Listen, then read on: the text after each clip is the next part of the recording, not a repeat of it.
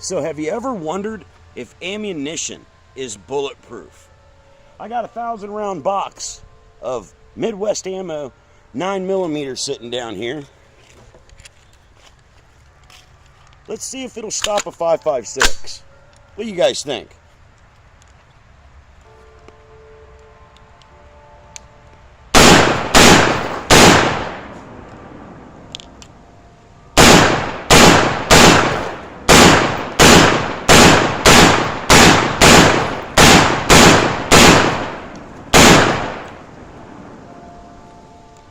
I'm going to go out on a limb and say that box of ammo wasn't bulletproof. What do you guys think?